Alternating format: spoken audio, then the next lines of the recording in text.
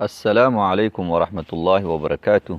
Dhegaystayaal daawadayaal mar kale ku soo dhowaada channelkeenii kororso aqoon oo aad uga barateen casharo maadi iyo diini intaba isugu jira. Fadlan dhegaystayaal haddaad ku cusub tahay channelka subscribe garay oo taabo gambaleelka si aad u aragto wax alla wixii la soo geliyo. Casharkeena maanta wuxuu ka bilaabanayaa experiments in chemistry waana darsigii afraad foundation chemistry 1 chapterka koowaad introduction to chemistry lesson 4 waa casharkii afraad. Casharka maanta waa casharka uu ku dhammaanayo chapterka. Waxaynu kaga hadli doonaa tijaabooyinka chemistryga iyo qalabyada laabka chemistryga looga baahan yahay iyo tallaabooyinka la qaadayo ama la isticmaalayo ama la raacayo marka waxa weeyaan laabka la joogo. Saddexdaas qodob baynu kaga hadlaynaa. Experiments in chemistry, tijaabooyinka chemistryga. Steps to flow, tallaabooyinka la raacayo. Markaad rabto tijaabo inaad sameydo chemistry, waxaad raacaydaa tallaabooyinka soo socda. Sidaan hore usoo sheegnayba, chemistryga waxaa lagu bartaa in tijaabo la sameeyo oo wax la indhaandheeyo, wax la analyze gareeyo, la isku shaandheeyo wixii lasoo helo. Ka bacdina waxa weeyaan xogtii lasoo aruuriyey in waxa weeyaan la habeeyo. Ka bacdina sawir loo sameeyo, conclusion loo sameeyo. Horaan usoo sheegnay tallaabooyinka la raacayo marka tijaabo la sameynayo. Waxaa ugu horeeya select suitable apparatus. waa inaad doorataa qalab sax ah oo aad tijaabada ku sameynaysid.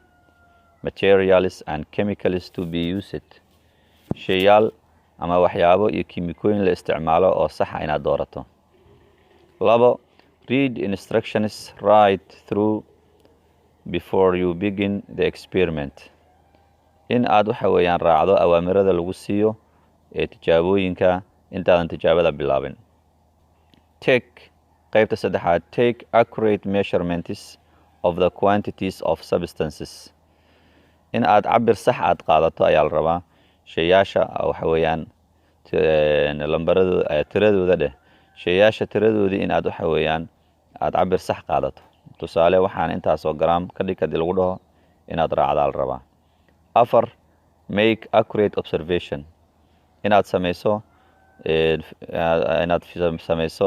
fiirsasho ama indhayn oo sax ayaa laga rabaa. Matalan waxaas arag haddii lagu dhaho ama waxaas dhageyso lagu dhaho ama waxaas soo uri haddii lagu dhaho ama waxa weeyaan waxaas taabo haddii lagu dhaho, waxa weeyaan ashyaada inaad si sax u arki kartid, u maqli kartid, oo aad u urin kartid, oo aad u taaban kartid ayaa la rabaa oo laga shaqeynayo. use diagrams to make the written observations. isticmaal diagram isticmaal sawir ayaad isticmaalaysaa oo aad waxa weeyaan wixii aad aragtay aad ku qorayso. 6 find out the meaning of any new words that you come across. waa inaad garanaysaa macnaha wax alla wixii erayo cusub ah, vocabulary ah oo kugu imaanayo intii laabka la joogo. shay walba inaad macnihiisa aad garanayso. shay baa lagu dirayaa, qalabkaas soo qabo, qalabkaas inaad taqaano magaciisa iyo asaga inaad isku keeni kartid ayaa la rabaa. when designing waxa weeyaan when designing a procedure, write clear instructions that can easily be followed. markii aad naqshadeynayso procedure ama waxa aad hawl aad isku duwaridayso, waa in aad waxa weeyaan si sax ah aad u qortaa oo waxa weeyaan si fudud loo raaci karo. apply the safety procedures for materials. waa in aad isticmaashaa waxyaabaha processyada waxa weeyaan loogu talagalay nafsadaadii iyo adiga aad ku ammaan helayso oo aad ku badbaadayso in aad waxa weeyaan isticmaashaa la rabaa. kiimikooyinka iyo wax alla wixii markaa la isticmaalaya ee meesha yaalla, tallaabooyinka lagu amray inaad qaado. 8daas qodob ayaa waxa weeyaan la raacayaa marka tijaabo la sameynayo. laboratory equipment ayaan halkan ka gelaynaa. laboratory equipment waa qalabka loo isticmaalayo laabka ayaan halkan ka qaadanaynaa.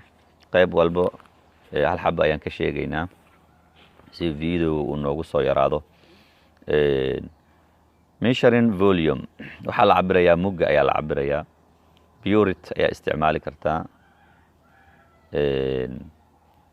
markaad cabirayso mugga. Qoraarad waaye ama waa dhalo waaye wax lagu cabiro oo cabir leh daboolna leh. Purity ayaa la yiraahdaa iyada isticmaalaysa.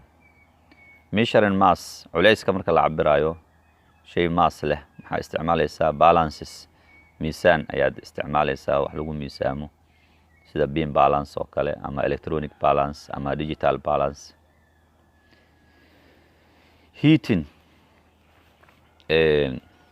marka waxa weeyaan wax la kululeynayo مثلا ashyaada qaar markii laabka lagu sameynayo heating baa lagu sameeyaa oo dab baa lagu shidaa. waxaa isticmaalaysaa benzene burner isticmaalaysaa ama spirit lamp. waxaa isticmaalaysaa electric heater. Measuring time waqtiga waa la cabiraa. مثلا falgalkan wuxuu soconayaa baa lagu leeyahay intaasoo minute ama second. marka timeka waa inaad cabiri kartaa. maxaa ku cabiraysaa stop clock ayaad keensanaysaa ama stop watches wixii aad heli karto. Holding apparatus walxaha waxyaabo lagu qabto ayaa jiro. qalabyada marka tijaabooyinka lagu sameynayo gacantaada ma ku qabanaysid. Pair of tongs ayaa soo qaadanaysaa biinso loogu talagalay. Test tube holders ayaa soo qaadanaysaa. Clamp, test tube racks waa qalabyo oo la isticmaalo. Reaction vessels dhalooyin oo falgalka lagu sameeyo ama howlaha kiimikada marka la sameynayo dhalooyin la isticmaalo ayaa jiro sida test tube oo kale, ignition tubes, boiling tubes, combustion tubes, beakers, flasks. waxyaabahaas oo dhan waxa weeyaan in aad soo diyaarsato ayaa la rabaa. Grinding waxyaaba wax lagu shiido ayaad isticmaalaysaa sida pestle iyo mortar oo aad sawirka ku arki doontaan insha allahu tacaala. Collection of gases waxyaaba oo gaasaska waxa weeyaan lagu soo aruuriyo sida gas jars dhalooyin oo gaaska lagu soo aruuriyo lagu shubo. Siring okay. Test tube ka mid ah. Boiling tubes ayaa ka mid ah. Measuring temperature waxyaaba waxa weeyaan heerkulka lagu cabiro ayaad u baahan tahay. maxaa ka mid ah thermometer ayaa u baahan tahay. heerkul beeg ayaa u baahan tahay mid mercury leh iyo mid oo digital ah intaba waad isticmaali kartaa. thermometer la yiraahdaa. Measuring length waxyaaba lagu cabiro dhirirka ayaad u baahan tahay sida ruler mastarada u baahan tahay and calipers iyo waxyaaba oo dhumucda lagu cabiro shayga dhumucdiisa intee la eg tahay. ugu dambeyn casharka ugu dambeeya ee chapterka aynu ku soo gabagabeynayno chapterka koowaad maanta wuxuu noqonayaa laboratory safety rules. talaabooyinka la raacayo aad ku badbaadayso markii aad laabka joogto. ilaa dhowr talaabo ayaan ka sheegi doonaa halkan. kow waxa weeyaan handle apparatus, chemicals and other materials in the laboratory carefully and as instructed by the teacher or manufacturer. walxaha ama kiimikooyinka ama shay kasta oo laabka yaala waxa weeyaan si taxadar leh inaad waxa weeyaan u qabato ayaa la rabaa sida macalinkaaga ama barahaaga waxa weeyaan uu ku amro iyo qolyaha soo sameeyay qalabyadaas sidii ay u amreen inaad u isticmaasho ayaa la rabaa. labo in case of an emergency walk out quickly in a calm and orderly manner. haddii ay dhacaan waxyaabo degdeg ah ama ay ka naxiyaan ama aad waxa weeyaan howlo degdeg ay kugu yimaadaan waa in aad uga baxdaa meesha si degan oo dhaqso ah iyo hab waxa weeyaan habaysan inaad uga baxdaa la rabaa. in alla intaad laabka joogtid avoid tasting or eating anything in the laboratory. ka fogow in aad dhamido ama aad cunto wax alla waxa yaalo laabka dhexdiisa. no edibles should be brought into the laboratory. wax la cunaayana waa inaan la keenin meesha meel wax lagu cunayo ma aha. goobtu waa goob waxa weeyaan wax lagu practicaynayo wax lagu diyaarinayo tijaabooyin kiimika ay yaaliin. marka cunto iyo kiimikana hal meel waxa weeyaan iskuma iman karaan. avoid qodobka afraad avoid running, screaming or playing in the laboratory. iska ilaali inaad ku dhex orado aad ku buuqdo ama aad ku ciyaarto laabka dhexdiisa. 5 avoid looking directly in an open reaction vessel or pointing it towards yourself and others around you. ka fogow in aad waxa weeyaan si toos aad u fiiriso dhalo waxa weeyaan falgal oo waxa weeyaan lagu sameynayo oo furan in aad toos u fiiriso indhaha aad ku fiiriso maybe damage ku gaarsiiso ayaa laga yaabaa. 6 always wear a laboratory coat. mar walba markii laabka aad joogto waa in aad xirataa dharka oo waxa weeyaan laabka loo isticmaalo markii tijaabooyinka aad sameynayso, sida protective shoes, kabo waxa weeyaan ka ilaaliya waxyaabaha kiimikooyinka inay jirkaaga gaaraan, hand protection sida gloveska oo kale gacmaha inaad gashataa la rabaa. Ensure that the laboratory is well ventilated by opening windows and doors. daaqadaha iyo albaabadaha iska fur.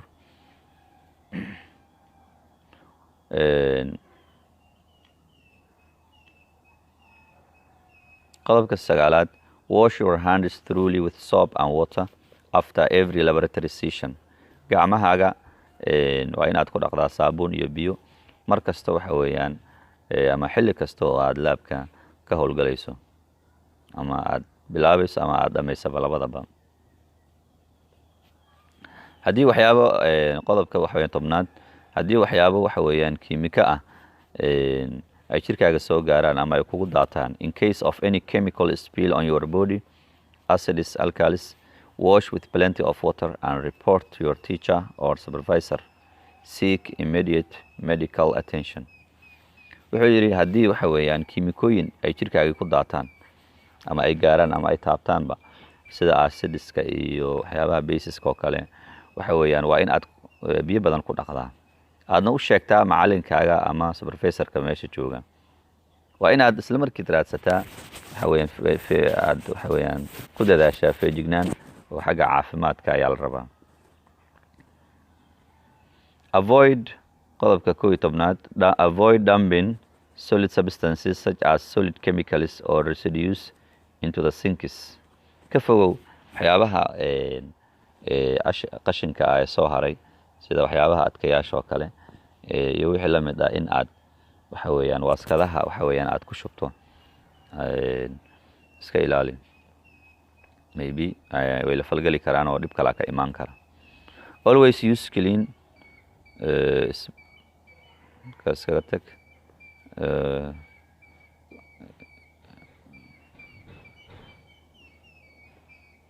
halkaasaan kusoo gabagabeynayaa wixii muhiimka waa intaasaan ugu filan 10kaas qodob ayaan kusoo gabagabeynaynaa waxyaabaha laabka loo isticmaalo iyo qaababka waxa weeyaan loo badbaado. dhegeystayaal daawadayaal in alla intaan ku kulmayno darsi noocan oo kale ah waxaan idinkaga tegayaa sidaas iyo nabadgelyo. wassalaamu calaykum waraxmatullaahi wabarakaatuhu. fadlan subscribe garay oo nagu dhiirigeli inaan hore u soconno. subscribe taabo, gabalka taabo, page-keenana facebooka follow dheh. dhiirigelinteedu waa inoo muhiim si aan hore u soconno. insha allahu tacaala chapter 2 ayaa noogu xigi doono oo ah matter ayaan ka hadli doonaa. chemistry baan gudaha u gelaynaa. la soco insha allahu tacaala qaybta xigta. thank you very much.